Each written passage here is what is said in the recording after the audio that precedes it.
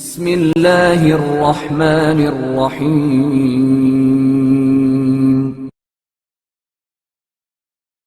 چنگیز خان کا قانون۔ چنگیز خان نے اپنے دور حکومت میں قانون بنایا تھا کہ کوئی بھی شخص سرعام جانور کو چھری سے ذبح نہ کرے، اور جسے گوشت کھانا مطلوب ہو تو وہ جانور کا گلا گھونٹے یہاں تک کہ جانور مر جائے۔ اس قانون سے مسلمان بڑے پریشان ہوئے، کیونکہ اسلام میں ایسا گوشت کھانا حرام ہے۔ ایک منگول کا گھر مسلمان کے گھر سے ملا ہوا تھا، اور وہ منگول اس سے شدید نفرت کرتا تھا۔ ایک دن منگول نے اپنے مکان کی چھت سے دیکھا کہ اس کا مسلمان ہمسایہ اپنے گھر کے صحن میں گوسفند ذبح کر رہا ہے۔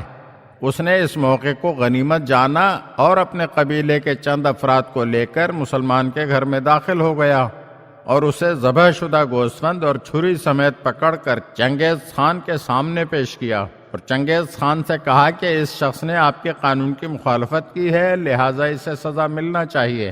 چنگیز خان نے منگول سے پوچھا کہ تم نے اسے کہاں ذبح کرتے ہوئے دیکھا؟ اس منگول نے کہا، میں نے اسے اس کے اپنے گھر میں ذبح کرتے ہوئے دیکھا تھا۔ تو چنگیز خان نے کہا، جب یہ اپنے گھر میں گوسفند ذبح کر رہا تھا تو تم اس وقت اس کے گھر میں بیٹھے تھے؟ اس نے کہا، نہیں، میں نے اپنی چھت سے اسے ذبح کرتے ہوئے دیکھا تو اسے پکڑ کر آپ کے پاس لے آیا۔ چنگیز خان نے منگول سے کہا کہ 2 مرتبہ اپنے اس فقرے کو دہراؤ۔ تو اس منگول نے 2 مرتبہ اپنے فقرے کو دہرایا۔ چنگیز خان نے کہا کہ اس نے میرے حکم کی مکمل تعمیل کی ہے، کیونکہ میں نے حکم دیا تھا کہ سرعام کوئی شخص ایسا نہ کرے۔ اس شخص نے سرعام تو گوسفند ذبح نہیں کیا، اور میرا کوئی قانون خدا کے قانون سے تو بالاتر نہیں ہے۔ اللہ نے کئی چیزوں سے لوگوں کو منع کیا ہے، مگر لوگ اپنے گھروں میں چھپ چھپا کر وہ کام کرتے ہیں، تب بھی انہیں سزا نہیں دی جا سکتی، کیونکہ انہوں نے سرعام لوگوں کے سامنے وہ کام سر انجام نہیں دیا۔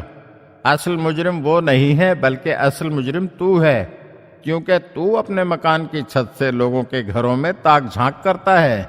پھر چنگیز خان نے جلاد کو حکم دیا کہ اس کا سر تن سے جدا کر دیا جائے، تاکہ اس کے بعد کسی کو دوسروں کے گھروں میں تاک جھانک کرنے کی جرات نہ ہو۔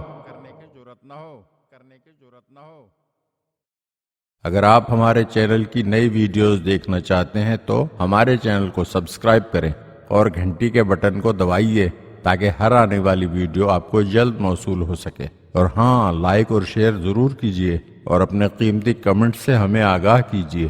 شکریہ۔